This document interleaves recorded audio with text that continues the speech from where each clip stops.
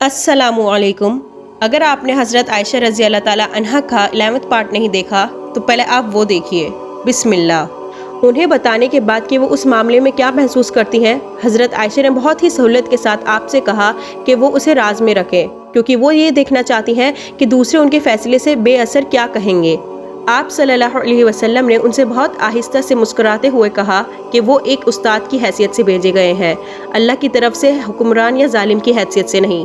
आखिरकार तमाम बीवियों ने हज़रत आयशा के जैसा फैसला लिया और खुशीदगी की लहर जिसने अपनी मदद से मदीना मुनव्वरा को बदला, और वही खुशी, अमन और सुकून का दौर वापस आया। दो ऐसे वाक़यात दर्ज हैं जब हज़रत आयशा ने खुद फरिश्ते जिब्रील अलैहिस्सलाम को ज़ाती तौर पर देखा था। एक मौके पर हज़रत आयशा ने नबी सल्लल्लाहु अलैहि वसल्लम को अपने घोड़ों की मानी पर सवार से बात करते हुए देखा। उन्होंने आप सल्लल्लाहु अलैहि वसल्लम से पूछा कि वो कौन है। नबी सल्लल्लाहु अलैहि वसल्लम हैरत के बजाय पूछा कि क्या आपने इसे देखा है। फिर उन्होंने बताया कि ये एक फरिश्ता जिब्रील अलैहिस्सलाम है जो इंसान के रूप में है, और उन्होंने दरख्वास्त की कि उनका सलाम हज़रत आयशा को पहुँचाया जाए। हज़रत आयशा ने खुद बखुद ये दुआ करी कि अल्लाह ताला खुसूसी मेहमान और उसके उम्दा मेज़बान को अच्छा अजर अता फरमाए।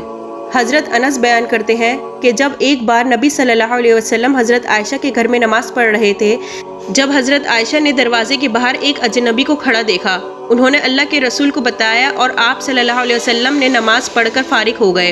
उन्होंने देखा कि वो जिब्रील अलैहिस्सलाम थे। मोहम्मद सल्लल्लाहु अलैहि वसल्लम ने उन्हें दाखिल होने की दरख्वास्त की, लेकिन फरिश्ते ने जवाब दिया कि वो ऐसी जगहों में दाखिल नहीं होते जहाँ कुत्ते या तस्वीर मौजूद होते हैं।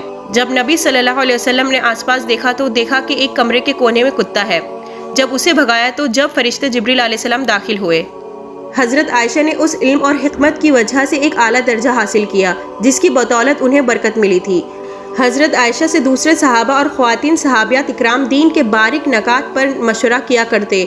बहुत सारी रिवायत और सही हदीस उन्हीं से माखूज़ है।